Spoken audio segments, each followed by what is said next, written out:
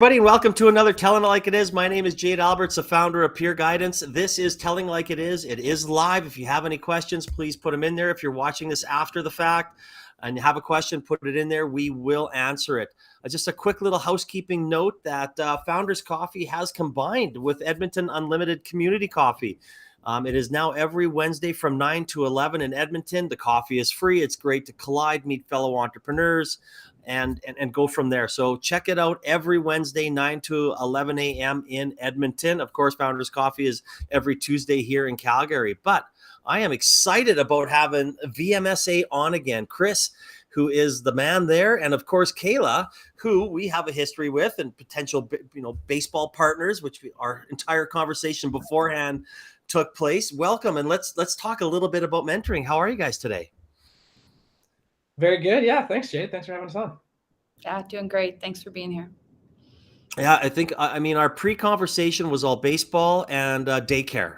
So Two of the most important things. the most important things in the world right now. But again, that's why I love telling it like it is. You just get out there, have a conversation, and there's nothing scripted. And I know Chris is one of my top 5 episodes ever when we kicked it off, I think 2 years ago, and talked VMSA. And again, I believe in the importance of mentoring. I've had the same mentor for 25 plus years. It's more of a friendship now. But Chris, why don't you give a little background of what VMSA does? And then, of course, Kaila, why don't you kind of expand on that and talk about how the program has benefited you? Yeah, so from the VMSA side, very high level entrepreneur mentorship program based primarily in Calgary. We support entrepreneurs across Alberta, but we're rooted in Calgary. Very much focused on building leadership capacity in entrepreneurs, and particularly for founders that are really starting to hit that scale up stage. As a program, the venture mentoring service is a model that actually comes from MIT. So MIT started up this framework about 25 years ago. They licensed it out. I think there's about 125 of these programs around the world now, and really built around this concept of team mentorship. So each founder that we bring into the program gets matched with a team of 3 mentors that meet as a team on an ongoing basis. And, I think so much value then for the founder, and that you're sitting around this table with this breadth of skill set, different expertise, different experience. And then for the mentors as well, I think for a lot of them, it's an opportunity to give back, really vested in seeing people grow and develop and succeed. But I think for them also, they're often learning as much from the mentee as what they're there to provide, and then learning from each other as well. When you get, 3 of them with, different business backgrounds, there's just a lot of great shared learning around the table. Where I think VMSA differs from some other mentorship programs is where I think a lot of programs really focus on helping entrepreneurs build strong businesses. Our focus is almost exclusively on the individual. So we get much less into kind of the tactical operational pieces of the business. And it's really focused on how do we build the leadership skills of the founder, build the critical thinking skills, decision-making skills, and really try to work with them just to sort of up their game as a leader for that business. So the analogy that we always like to use is that we don't build the race car, we train the race car driver. And again, just really focused on seeing people build the skills that are going to be necessary to grow a business, kind of regardless of the outcome for that business. It's really about building this capacity in people. And then we just take a very strong coaching philosophy to mentorship, which I'm sure we can talk a little bit more about. But for us, it's less about being business advisors. We're not here to tell people how they should or shouldn't run their business. It's not about necessarily giving them answers to their problems, but rather asking them questions that just sort of help them kind of unpack the challenges that they're going through, maybe help them see things with perspective that they hadn't considered. But ultimately, the goal of the coaching approach is to drive them to come to their own conclusions and solve their own problems. So bit of a different take on mentorship. I can expand on any of that, but yeah, would love to hear from Kaila and how she's gotten value from it. I think, Kaila, before you answer that, also tell them, I forgot to mention, your company with Brad and the Grid Group. So maybe explain a little bit of that before VMSA. Yeah, absolutely. So I joined VMSA like 2.5, almost 3 years ago, I think now, under our current company, Grid Group. We're an executive search firm.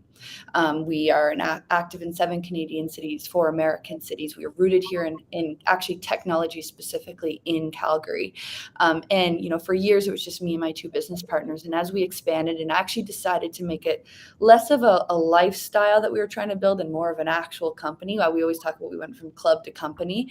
And we really started trying to figure out who we were going to be as leaders and whatnot. That's where VMSA comes for us. Since I've been under that brand, however, we've started another company called Circuit. It's a smart building solution.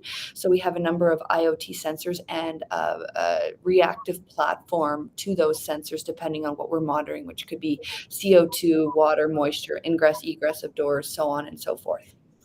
So I currently talk to my mentor team about both of those businesses. Now, to talk to, a little bit about what Chris says, I always love the driver and the race car analogy, because that's really what the part of the VMSA program that's benefited me the most. I'm a big believer in mentorship from the beginning. There is a different level of what mentorship is versus what coaching is. And I'm sure Chris will get into that quite a bit.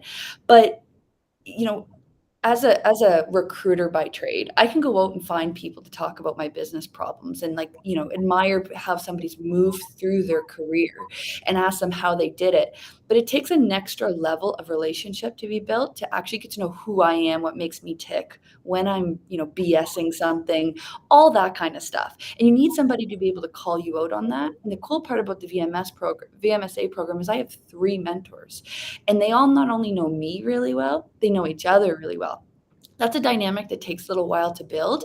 But the benefit of that to me is that they know when one of them misses an opportunity to, poke me on something or to, bring up a different perspective, they will, and somebody else will bring it up. And so you just get a more holistic view. The other component is VMSA is really built for somebody who either has self-awareness or really wants to build that in themselves. And as entrepreneurs, we tend to have this great idea. We want to go out, we want to build it. And we forget about the people that are going to help us build that and how we empower them to do that. And the VMSA program is really built and has benefited me in making me recognize how to empower those people to better myself while doing it. So I'm actually a good leader to get our goals as an organization accomplished. And I love that answer. I mean, and again, Chris and I have talked about the car and driver analogy, and it's probably one of my favorite analogies ever. And I mean, there are so many places to go out there to get business, whether it's peer guidance, you can go to platform, you can go to so many places to get help on your business. But as a founder or an entrepreneur, usually yourself is the last person you think to help. You're like, I got to help my business. I got to help. If I have employees, I got to look after them. I got so many other worries. And that's why I love VMSA so much. It just looks after the founder. It puts them in front of other like-minded people. And you said, Kaila, like 3 or 4 different type of people that know each other, that can help you. And sometimes that might bring in different perspectives. Yeah, I think that's it. And one of the big pieces we talk about, and I'd love Kaila's thoughts on this too, is just the fact that entrepreneurship can just be such a lonely road. And particularly when you're a founder, or, like sort of that adage that it's lonely at the top, like that can very much be the case. And Jade, I know you and I talked about this before, but like not everyone has people in their networks or their social circles where they can go to and have, the honest conversations of what it's like to build a business and the challenges you go through, or have people you can go to and ask the questions that maybe feel dumb or that you just wouldn't want to necessarily ask others. And both of you are entrepreneurs. I'm sure you can relate. Like there's just certain things you don't want to talk about with your investors or your board, or sometimes your co-founders, or, maybe even your spouse. And so I think just having, this kind of unbiased sounding board where you can just go and have these conversations and talk about the real challenges. Like, I think it can just be so important. And, we talk to founders a lot about this idea of like at an earlier stage business, like what is the biggest asset to your company? And often that answer is you as the founder, as the one building it. And if you're not taking care of that asset as you would, a piece of equipment or anything else, it's important. And making sure that you've got balance and you've got people around you that can kind of keep you in check and make sure that you're growing and learning. Like, I just think there's so much value to it. You're right. There's a filter on how you communicate to everyone outside of yourself as an entrepreneur. You feel like you have the world on your shoulders. You're trying to support it. You have, to your point, investors. You're not lying, but you need to be very cautious on how you approach those conversations in certain ways so that you're portraying the information in a specific way. Your partners are the same way. I mean, most businesses I've seen fail are because partners don't get along anymore and they're not filtering the right information. Having the team of mentors that you can go and just throw, this is my problem, or this is my self-doubt, or, this is something I need to communicate, but I don't know how, and allow that kind of collaboration to happen around the table and brainstorm is kind of just I always, Chris, you've heard me say this before, but I call it like my subconscious board of directors, right? Like just throw it out at them and see what happens. And I know wholeheartedly they're there to support me. And that makes a huge, huge difference. Oh, absolutely. And no, you should never lie to your investors. But you're not going to go out there. You're not going to go to an some things maybe, but you just never lie. But you're not going to go to them and say, I'm having a rough day, right? Like I have low energy today. You mean I forgot to mention that? Oh, sorry. But no, that is, what's scrolling on the bottom, Edmonton Unlimited, Founders Coffee. Like I'm a big fan of EO and YPO and lucky enough to have access to that, right? With your groups and your forums that you're able to bounce ideas off of and things like that. But when you're a startup or early stage, you don't have that. And this is, those are two just examples of places that you can go to meet like-minded people and have maybe those needs met. And even today, like I when you said that it's a journey not taken alone, I'm looking at an email right now that I sent to an entrepreneur just to check in and just say, hey, how you doing? Need to go for coffee? Are you all right? Haven't seen you in a while. You haven't been out for a while, those types of things. Because once you get wrapped up, you think that there is nobody to turn to, and you maybe things aren't going well, but you shouldn't be embarrassed. Like there's it's not. We've all gone through it. We've all cried. We've all sat on the floor looking at the ceiling, wondering, oh my God, what's next? Like, where am I going to go from here? And before I go on, I just wanted anybody that wants to look at the grid group, you can check on their website in the comment section. Same with VMSA.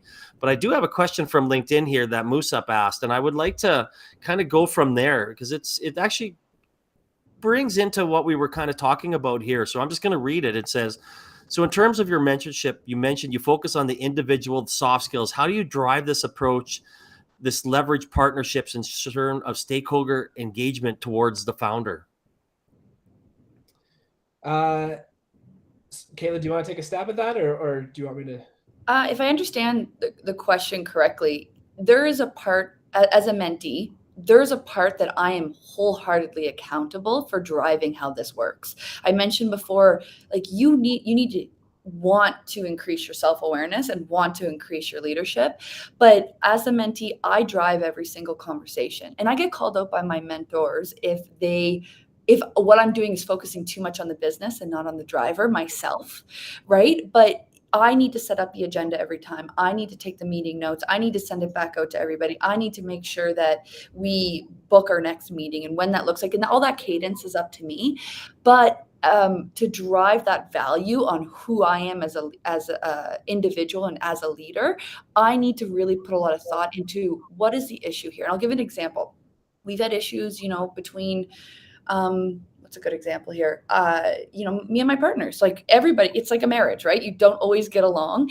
And I've had to figure out, okay, well, is this really, am I just going to bring this to the group and complain? Or what is my real question to my mentors of like, is this a me issue? Am I communicating this wrong? Or am I, having, a reaction due to past trauma on this? Or what is it? But it's up to me first. And the mentors then support me by making sure I stay on track with that and not focus too much on business problems. I think that answers it, but Chris, you might have something to add there. Yeah, no, I think that's a great point, and you're absolutely right. Like just structurally in the way we approach it, it always starts with the mentee, and they really steer the ship on what it is that they want to bring to the table. And then I think the role of the mentor is to really dig in and ask questions that really start to drill down into those things. And what's not uncommon is someone will maybe bring a topic to the table and the mentors will start poking around and asking some questions. And Kaila, you can tell me if this has happened to you, but the mentors, in their experience building business or leading companies will sort of realize, okay, it seems like there might be some deeper seated roots to these issues or these challenges. And let's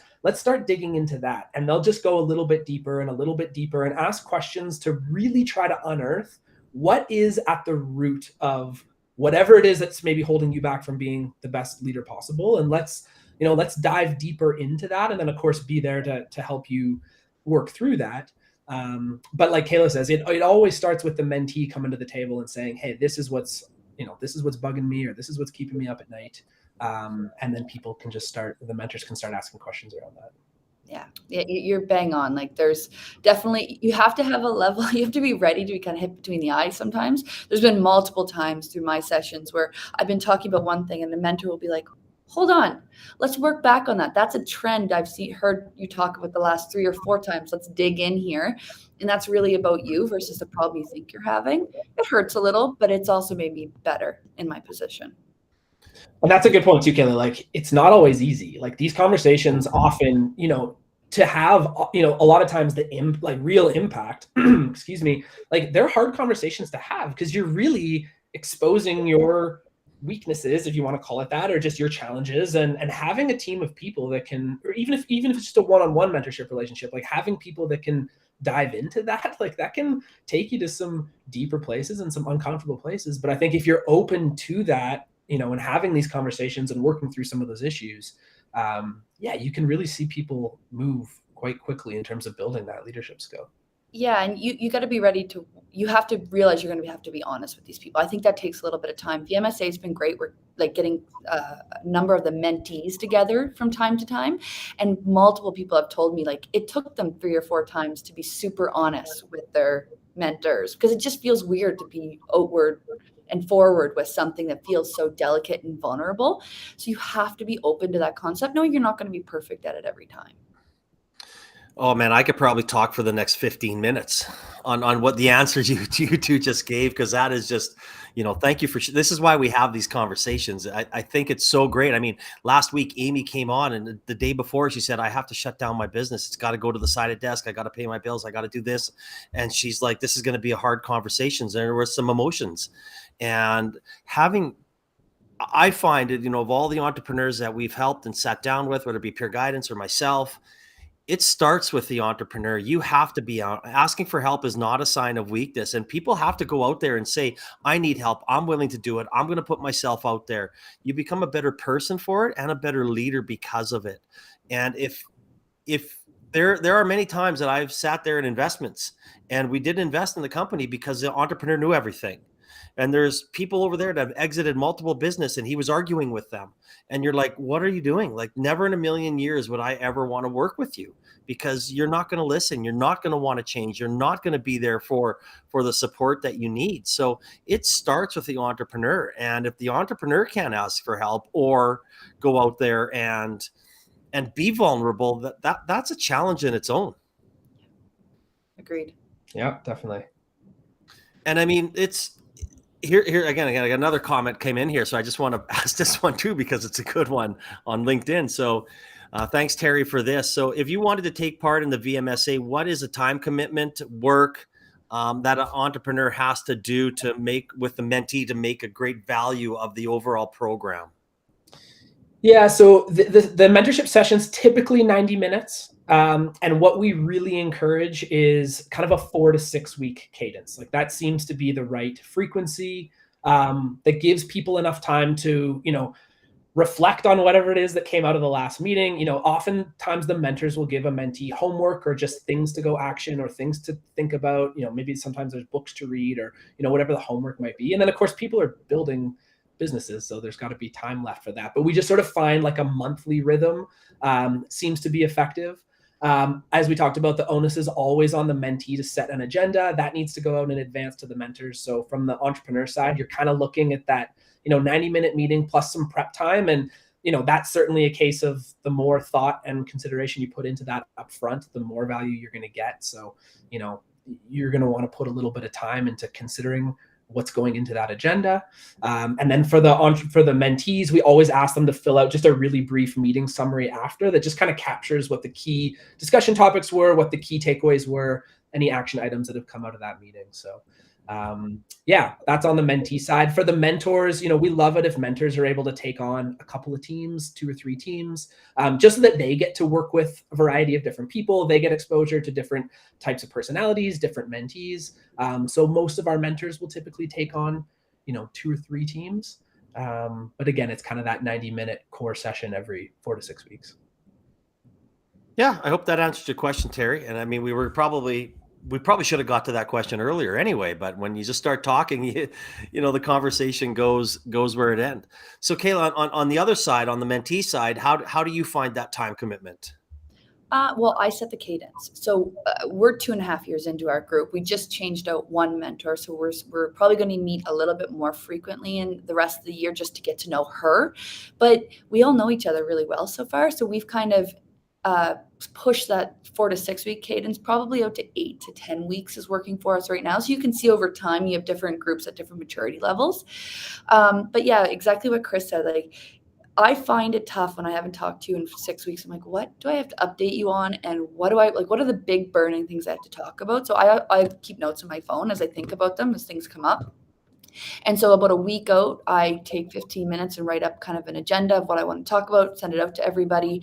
And then I'm on for 75 minutes. And there's a last 15-minute period of that 90-minute call where I drop off as the mentee and the mentors kind of debrief and give each other feedback on how they handled the situation, which I think is a really cool component of this. And then I do some meeting minutes and set up the next one. So it's not a lot. And I've got, for what time commitment is involved, I've got way more benefit out of it. It's a great point that you make, Kaila, too, with the cadence and worth touching on. I think part of the reason why we recommend sort of the 4 to 6 weeks, especially for companies that are new in the program, is that, Kaila, when you talk about like the vulnerability that's required, like so much of that is based on the trust that needs to be built among the mentor team. Yeah. And I think it takes time to build that trust. So if you can have more frequent meetings up front, and this would, I think, go for any mentorship relationship in VMSA or otherwise, like it takes time to build those relationships where you feel you can come and be vulnerable and be open. So if you can have, I think, more frequent meetings up front, you're just going to build that trust faster and hopefully get to a place where you can have deeper conversations quicker. And then, as you said, once that trust has been established and there's a good relationship there, yeah, maybe you don't need to meet quite as frequently. But in your case, I know like you've done a nice job of building great relationships with your mentor team. And actually, if you want to touch on one thing, if you don't mind me bringing this up, Kaila, like you had said at one point, which I think is really interesting, obviously in VMSA, we work in this team mentorship model where it's 3 mentors with 1 mentee. So you're building a relationship between the 3 mentors. But at one point you had framed it that what you're actually building is a series of one-on-one relationships as well as a team relationship.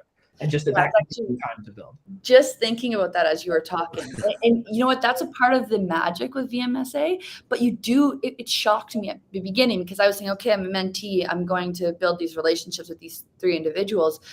But it took a while to kind of get things going where it was really smooth. And part of that is trust, Chris. But part of it, when I reflected back on it, was we're all building individual relationships with each other. And so it's like 4 new friends who don't know each other. It's going to take a while to kind of get it going. And it wasn't that I didn't get value out of it right away, but I had to give it a 6-month span to really see the maximum value once we knew how to work together. And they knew more about me and I knew more about them. And they knew more about each other. And I think that that's where your long-term sustainability is with the program, is because there's multiple voices in that conversation, but you are building relationships with everybody individually. Like I have one of my mentors who I look up to him so much. We've had individual coffees and lunches, not about, what's going on in VMSA, but we just get along and have built a separate relationship. There's one individual that I know I'm going to call her for very specific things all the time. Again, nothing that's not discussed outside our group that's related, but there's that relationship that's been built. And I know that they do the same thing. So it's kind of like a little group of friends, right? So it does take a little while to get it going. No, I love that. And I just kind of want to expand on something that you said just a little earlier. For anybody that doesn't know what's going on, this is Kaila and Chris. Chris is with the VMSA. Kaila's with the Grid Group. Obviously, we're talking mentorship. Kayla's been with VMSA for 2.5 years. So you mentioned that you took out a mentor and you put in another person. So, I mean, I can relate to that. We'll work with a company and gets to a certain place where, you know what, it's not, I can't help you anymore. Maybe you've grown too big. You need more help. You need somebody that, is more, more adept at maybe, handling 4, 5, 6, 10 employees where I'm not good at that type thing. So when you talk about bringing in a new mentor and bring them into that, we'll call it that kind of family that you mentioned, what's that like? Is it a difficult decision, or is it just kind of like you come up and say, hey, Jade, you know what, we've kind of outgrown you. I want to bring in something else and let's move forward. Well, maybe I can touch on that from the program side, and Sure. then you can talk about your firsthand experience with it. But yeah, I honestly think that's one of the coolest parts of this MIT team mentorship model is that ability to rotate mentors. Because yeah, you're exactly right, Jade. Like, you'll see mentees that they get to new stages and needs change and challenges change, and it can be so beneficial when someone hits a different growth stage to say, yeah, let's bring someone on that can just bring a different perspective, or, if someone's going through a particular challenge, to say, yeah, who can we tap in our program that's gone through that can come in and bring some perspective around that. In the context from the mentorship side as well, like, often mentors will work with a mentee for a period of time, and then they'll get to a point where they feel like, okay, I think I've kind of given everything I have to this team, and I'd like to go do something else and try something new. So I think the ability to rotate mentors on and off teams, I think, is really great. At the same time, it's not something we take lightly, because, as Kaila said, like, yeah, these relationships have been built up and people have invested a lot of time to get to know each other. So yeah, we are quite particular around when we'll move people around. And there is a lot of consideration that goes into, how can we effectively drop someone new into this group of friends, as Kaila said. So, I think it is about making sure that teams have the opportunity, even before getting into some of these deeper coaching conversations, just to get to know each other and just learn about each other and learn about everyone's backgrounds and where some of the highs and lows of their career have been. It's also great to talk about, in this mentorship relationship, what does success look like? Like, what would be a successful outcome for all of us? And have that conversation so that there is a bit of a North Star that the team can be moving towards. But yeah, Kaila, maybe you want to touch on it, because you've been through a mentor rotation recently. Yeah, and we're still in the process of getting to know that new third person. But, I honestly, I was really nervous to make a switch, because it'd been the 4 of us from the beginning. But it was also, to Chris's point, we're all human. We get to different points or different needs, both as the mentee and the mentor. And it was time to switch one of us out. And but the cool part about it is Chris not only interviewed myself of what would work really well for the group, but he also interviewed the 2 remaining mentors of what they thought would really work well for me and where I needed and what my business needed at this point in time. And I think we hit the nail on the head for where we are as a business and our next stage of growth. And so when you come into the program, you know kind of where you're at, but we had such a different perspective and definition this time, and to kind of, almost cherry pick the right person was really exciting. God, I love VMSA. I know, Chris, I've said that so many times to you, walking around, seeing it. And I mean, it's such a good program for all the reasons. Like, times change, businesses change, people grow, people get to a certain spot, and you need, sometimes it's not just a different voice. It's just a different guidance and someone who has different experiences in life. And I mean, I know my mentor, like, there's times where I'll just send him a text and I said, I'm thinking like this. And he'll come back to me and goes, what, are you a freaking idiot? Like, it's like, we're at that point. And I was like, yeah, and then of course he'll say a little, synopsis of why he thinks that. And you're just like, oh, I never had that point of view. And again, it is a friendship, Rob's and I, it is something that goes, and I cherish so much. And I mean, I'm a lucky one that's had one person to kind of do that. And I've had lots of, role models and little mentors along the way, like that are there that I go to. But I mean, it's just such a great program. And I love it. And it's been, this is kind of where I roll into my next question. I'm going to ask this of you, Chris. So, like, just short term for VMSA, what's next? What do you need as an organization? What do you need the ecosystem to give you to help keep this program succeeding? I mean, I need the ecosystem to send us people that would benefit from this. Like, I think, we're at a point now, not unlike a startup, where I think, we've sort of validated the model. We know there's a model and a structure for helping people build this kind of leadership capacity that, I always say it's not for everyone. It's not for everyone that's open to this style of learning, and that's okay.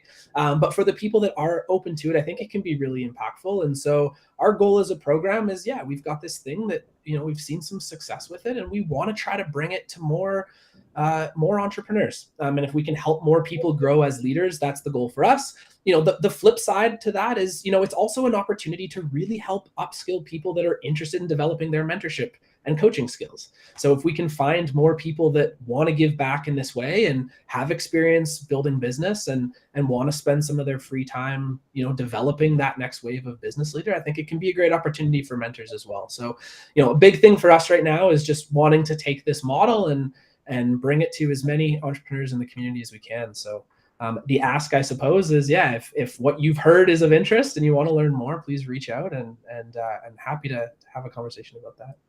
Awesome. And Kaila, how about you from a mentee perspective? What's maybe your short-term goal here over the next maybe year? And then, do you think that, will you be a 10-year type mentee? I don't know. At some point, I'd love to be a mentor, but I don't feel a little bit immature for that at this point. Like I said, you got 2 kids, you got lots of time, a newborn. No, you can fit it in. I can fit it in for sure. A couple companies, it's okay. No, you know what? Grid Group is getting, we're well into scale mode there. We have when I first joined VMSA, I think we had 4 of us on the team. There's now 13 of us. So we've grown dramatically through this time. And, I step more and more back from that as our circuit company is starting. We're really in startup mode here. Like, I'm literally crawling around the floor of some of these like boiler rooms, putting in the sensors myself, just because that's what we got to do. And so that is going to be more the focus as a mentee in VMSA, is how do we now rebuild this? Because it's a very different company. It's not services, it's product. We get software and hardware in here. So that's my short term of how I'm going to really dive into how to utilize VMSA. But maybe one day, my long term, I would love to partake as a mentor. Chris knows how much I love this program. I personally have other like mentorships, either like one-on-one, more business focused. I also have a peer group I'm a part of, where a number of other, founders and C-suite sit around a table once a month. But this is just so different from what I get out of it that I hope to be a part of it for years to come. I love that. Great answer. The give back. And I'm sure, Chris, probably a lot of people, I guess, run that process of learning and then saying, you know what, I want to give back. Yeah, we actually just recently had our 3rd case of that in the history of our program, where Nice. A former mentee exited their business and then have come back as a mentor, which I think honestly for us is like the ultimate success as a program. Like, regardless of how successful the business was, if we could help someone build the skills, navigate the experiences, the challenges that come with entrepreneurship to a point where they feel, they have something of value to offer and want to take that time to pay it forward. Like, for us, that's the ultimate success. Arguably, you want somebody with a failed business on your team, right? We call it scars and wounds, like people that have gone through battle and know what it's like to see success. But exactly. Know what it's like to have to grind through failure, or, sometimes you don't make it through. Like, sometimes failure is just failure. And then how do you pick yourself up from that? That's incredibly valuable perspective to have. And fortunately, we have a handful of mentors who have gone through that experience in the program and know what that's like. So Kaila, I just want to, you raise a really good point. And Jade, you touched on it earlier too. VMSA obviously just one, I think, kind of niche program in the community. But what I think is super cool in Alberta right now is there are so many mentorship programs. Like, just even in the last, 4 or 5 years, just the number of accelerators, different peer-based mentorship groups. We talk sort of about, VMSA takes a really strong sort of leadership coaching race car driver approach. There are a lot of programs that will focus more on kind of the business advisory, the tactical. Like there is a ton out there right now, which I think is fantastic, just to see that much support for people that are wanting to build business in the community. So I think it's really cool to see, depending on what your needs are, the stage you're at, the type of help that would be most beneficial. There is so much out there right now. It's cool. Oh, from the investor all the way down to your, again, your platform, your Edmonton Unlimited, or whether it be your plug and play or SVG. I mean, the support in our ecosystem is unmatched. And, we're talking about this yesterday with Denise Barrel, the Grant Sherpa, saying, Alberta is unique. We were working with a client in Saskatchewan. They don't have any of the thing that Alberta Innovates offers, like very, very few, right? So I love the business here. I love the support we get. I mean, is there gaps? 100%. But again, everybody is here, and if you reach out, whether it be to VMSA or Jade Alberts or whoever, they're going to say yes, I'll help you. And if I can help you, I sure know somebody that does and can, and I'll make that introduction for you. And that's what makes us great. So I look at this. It's the last question. I'm sad. This just means I'm going to have to bring you guys on again at some point, which I love because everyone knows that I love mentoring and I love talking mentoring. But I'm going to start with you, Kaila, here. If from a mentee point of view, if you had one piece of advice for someone who is looking to for a mentor or a program, what would that be? Well, first off, decide what it is you're looking for, right? Like we've talked a lot about, this is the driver. This isn't the race car. Both need to be maintained and supported. Don't get me wrong, but does one leads to the other very quickly. So write out, what are your biggest problems, right? I'm going to assume a lot of entrepreneurs are going to be like, I'm not growing quick enough. My pitch sucks, whatever it is. And there is support for that out there, but don't forget to think about the leadership components of it, and then go out and start talking to the community. These are my problems. This is what I need. What would you recommend for mentorship for us? Reach out to Chris. Chris will have conversations. I've recommended lots of people over. It might not be right for you, but you can learn more. But I think you have to at least stick your neck out there and start asking. I think there's too many people who don't do that and just, keep themselves up at night thinking about it. Oh, absolutely. Oh, so many. And Chris, on the other side of it, like to put that, what if you had a piece of advice for somebody that wants to be, come and be a mentor? What should they be looking for? What stage should they be at? Like just VMSA focused. So for VMSA, as a mentor, like I said, we tend to work with companies that are really more at kind of that scale up stage, so we always sort of talk about the art and the science of it. The science being, we're looking for people that, of course, are either entrepreneurs, have gone through the experience of building business, or maybe come from corporate backgrounds, but typically kind of C-suite, or just have, strong leadership, strategy, growth experience.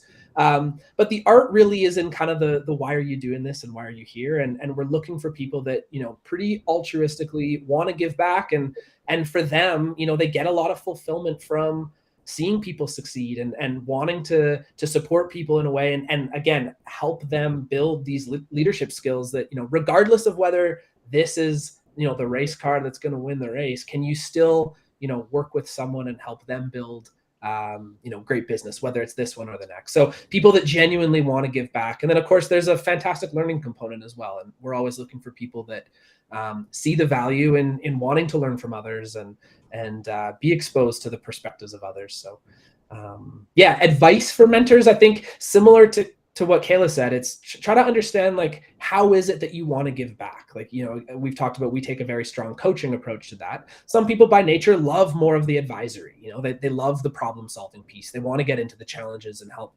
solution. And that's fantastic. That's equally as important. But I think it can help to just kind of try to get a clearer picture of the options that are out there and what might resonate more with you. Oh, I love it. And thank you both for coming on and sharing your VMSA story. I love it. I mean, we should all have a mentor, even if it's someone that you just meet for coffee that you want to bounce ideas off of.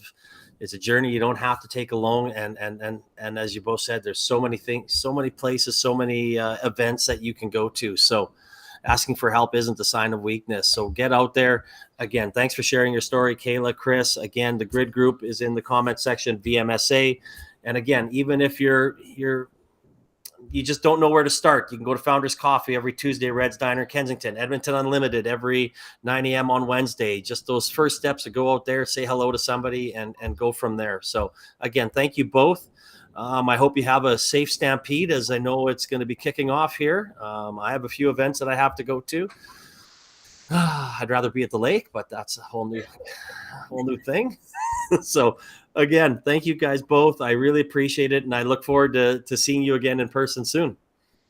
I hope everybody enjoys the rest of their day, and we'll chat